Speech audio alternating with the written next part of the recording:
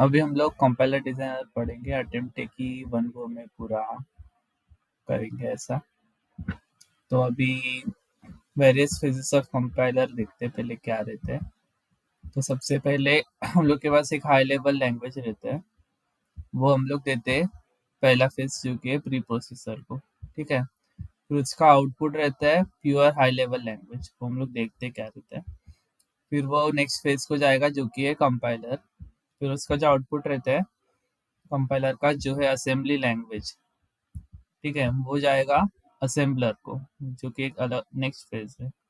फिर उसका आउटपुट रहेगा मशीन कोड। ठीक है, ये रिलोकेटेबल रहता है, तो ये भी हम लोग देखेंगे। हो जाएगा उसका नेक्स्ट फेज जो कि है लोडर स्लैश लिंकर। फिर उसका आउटपुट रहता है, उसको हम लोग बोलते हैं executable code, absolute machine code. तो अभी ये सब लैंग्वेज है high level, pure high level, वो सब देखते हैं अभी क्या है। तो हाई लेवल लैंग्वेज मतलब कि हैश इंक्लूड, हैश डिफाइन, ये हम लोग ऊपर लिखते हैं देखो कोई भी कोड के, तो उसको हाई लेवल लैंग्वेज बोलते हैं। प्योर हाई लेवल मतलब कि instead of using hash include हम लोग फाइल से इंपोर्ट करेंगे, मतलब जो भी फंक्शन है या फिर जो भी हम लोग को यूज करना है फाइल में रिपीटेबल कोड, तो ये प्री डिफाइंड की जगह हम लोग एक फाइल में रखेंगे, तो उसको हम लोग प्योर हाई लेवल बोलते हैं। तो वो प्योर हाई लेवल जाएगा कंपाइलर के पास। ठीक है, तो इधर क्या रहता है, ये प्योर हाई लेवल में instead of hash define function वगैरह के लिए हम लोग हैश डिफाइन यूज करते हैं। ठीक है, हाई लेवल में, लेकिन प्योर हाई लेवल में हम लोग मैक्रो यूज करेंगे। ठीक है, वो फाइल में हम लोग यूज करते हैं। Here it is like constant value of which we need to change again and again, मतलब कि हम लोग वी नीड नॉट, मतलब हम लोग को चेंज नहीं करना पड़ता कांस्टेंट ऐसा कुछ है, जैसे पाई का वैल्यू 3.14 है, तो ऐसा हम लोग डिफाइन करते हैं। तो इसको हम लोग बोलते हैं कि it work similarly as a function but it is not actually a function. ठीक है, इसका वर्क सेम एज फंक्शन रहता है मैक्रोस का, बट फंक्शन के जैसा वर्क नहीं करता। तो नेक्स्ट फेज है इसका कंपाइलर। तो ये इसका जो इनपुट है प्योर हाई लेवल लैंग्वेज का, वो कंपाइलर के पास जाता है। ठीक है, तो कंपाइलर अभी क्या करते हैं देखते हैं। Next phase is compiler, it will take pure high level language and convert it into assembly language. ठीक है, तो वो असेंबली लैंग्वेज में कन्वर्ट करते हैं कंपाइलर। ठीक है, high level pure high level language को। तो assembly language is intermediate, that is it is not entirely machine language, that is zeros and one and not entirely high level language. High level language मतलब क्या कि जो hash include stream dot H, integer 1 2 3 वैसा। ठीक है, तो वो, और एंटायरली मशीन लैंग्वेज मतलब क्या कि जीरोस और वन में जो रहता है वो, तो वो क्या बोल रहा है कि असेंबली लैंग्वेज है वो बीच में रहता है। ठीक है, ना जीरोस और वन मतलब प्योर प्योर मशीन लैंग्वेज भी नहीं रहता, और एंटायरली हाई लेवल लैंग्वेज भी नहीं रहता, वो बीच में रहता है। If we talk about any compiler like Turbo C++ or GCC, all above phases are included in it. ठीक है, तो ये सारे phases preprocessor, compiler, assembler, loader, linker, ये सब उसमें इंक्लूडेड रहते हैं। But we are mostly included in interested in compiler, मतलब हम लोग को अभी कंपाइलर के बारे में सीखना है ये सब्जेक्ट में।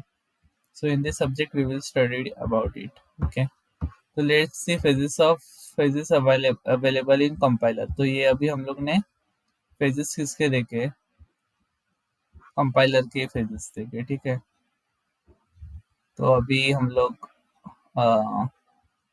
ये पूरा आर्किटेक्चर है, अभी हम लोग मेन कंपाइलर के फेजेस देखेंगे। ठीक है, तो देखते हैं। तो all phases in this are going to take support from symbol table manager. ठीक है, तो एक सिंबल टेबल मैनेजर रहता है, ये डेटा स्ट्रक्चर जैसा रहता है, तो हम लोग वो आगे देखेंगे। बट ये सारे फेजेस जो है यही फेजेस है एक्चुअली, ये आर्किटेक्चर है और ये उसके अंदर के फेजेस है प्रीप्रोसेसर कंपाइलर। तो ये सब किससे सपोर्ट लेते हैं, सिंबल टेबल मैनेजर से। ओके, तो अभी ये सारे फिजिक्स एक मॉड्यूल से डील करेंगे जिसको बोलते हैं एरर हैंडलर, अगर कुछ एरर आया तो डील करने के लिए। अभी हम लोग ये with the help of example देखते हैं। ठीक है, तो अभी तक एक अपडेट था कि अभी तक जो हम लोग ने ये देखा, तो इसको हम लोग स्टेजेस ऑफ कंपाइलर बोलते हैं। ठीक है, और अभी हम लोग जो आगे देखने वाले हैं वो मेन है फिजिक्स ऑफ कंपाइलर।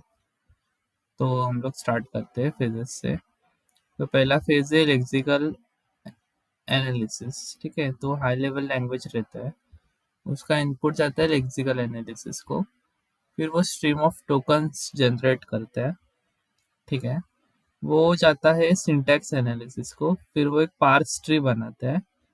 ठीक है, ये सब हम लोग देखेंगे। वो जाता है सिमेंटिक एनालिसिस को, फिर वो चेक करता है कि जो हम लोग का बना है पार्स ट्री या फिर जो भी आए हैं इनपुट, उस वो कुछ मीनिंग बना रहा है क्या या फिर करेक्ट है क्या। ठीक है, तो इसलिए फिर उससे एरर हैंडलर कनेक्ट रहता है। तो एरर हैंडलर एक्चुअली सबसे कनेक्ट रहता है। फिर मतलब वो हर एक स्टेज पे अगर कुछ एरर आ रहा है तो वो हैंडल करता है। फिर इंटरमीडिएट कोड जनरेशन, तो पार्स ट्री जो रहता है जो कि सिमेंटिकली वेरीफाइड रहता है, वो यहाँ पे जाते हैं। ठीक है, फिर उसके बाद थ्री एड्रेस कोड। ठीक है, फिर sorry symmetrically verified parse tree रहता है, उससे इंटरमीडिएट कोड जनरेट होता है, जैसे popular are three address code या वट एवर। तो एक popular one is three address code, और भी है हम लोग आगे देखेंगे, जैसे directed acyclic graph and whatever. फिर वो इनपुट जाएगा कोड ऑप्टिमाइजेशन में, जहाँ पे नंबर ऑफ लाइन्स रिड्यूस होते हैं या फिर वट एवर, मतलब डेड कोड एलिमिनेशन वगैरह सब कुछ होता है। फिर टारगेट कोड जनरेशन, मतलब फिर जो हम लोग का सेटअप है टारगेट सेटअप। ठीक है, तो उसके हिसाब से वो कोड बनाते हैं, असेंबली लैंग्वेज कोड बन जाते हैं फाइनल। ठीक है, तो यहाँ पे देखेंगे तो टिल हियर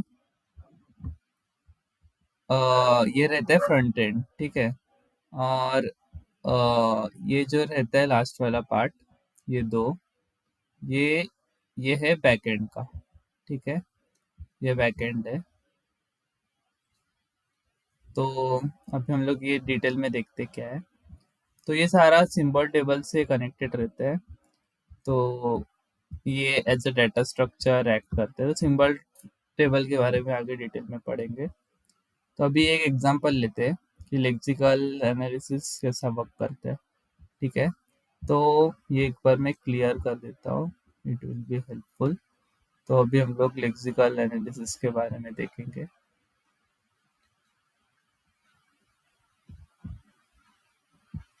तो ठीक है, तो हम्म, तो अभी यहाँ पे देखते हैं कि लेक्सिकल एनालिसिस। ठीक है, तो लेक्सिकल एनालिसिस में अभी एग्जांपल है, तो ये हाई लेवल लैंग्वेज है, राइट।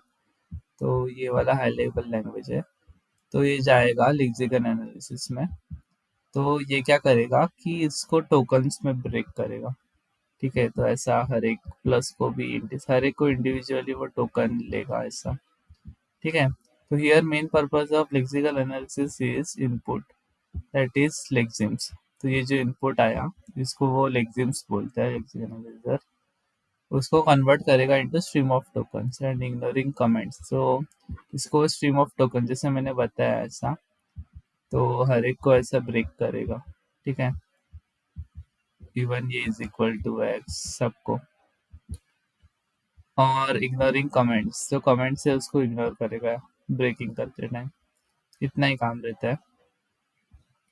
तो उसके बाद नेक्स्ट फेज है, स्ट्रीम ऑफ टोकन जाएगा सिंटैक्स एनालिसिस पर। ठीक है, तो ये सिंटैक्स एनालिसिस में क्या होगा, अभी देखो, every programming language have hundred of productions, with the help of these productions we can represent rules, that is what actually program is। ठीक है, तो अभी देखते हैं इसका सिंटेक्स एनालिसिस कैसे बनेगा। तो ये सपोज ये है I D is equal to I D plus I D star I D. तो ये कन्वर्ट किया उसने ठीक है, हर एक को, कि मतलब ये क्या है, आईडी है, ये आईडी है, प्लस आईडी इंटू आईडी, तो इसको वो लेक्सिकल एनालिसिस ने कन्वर्ट किया है। ठीक है, तो इसको हम लोग स्ट्रीम ऑफ टोकन्स बोलते हैं। ठीक है, ये स्ट्रीम ऑफ टोकन्स है।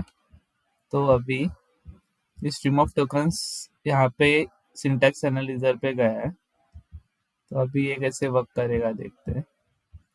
तो ये क्या करेगा कि इसका पार्स ट्री बनाएगा।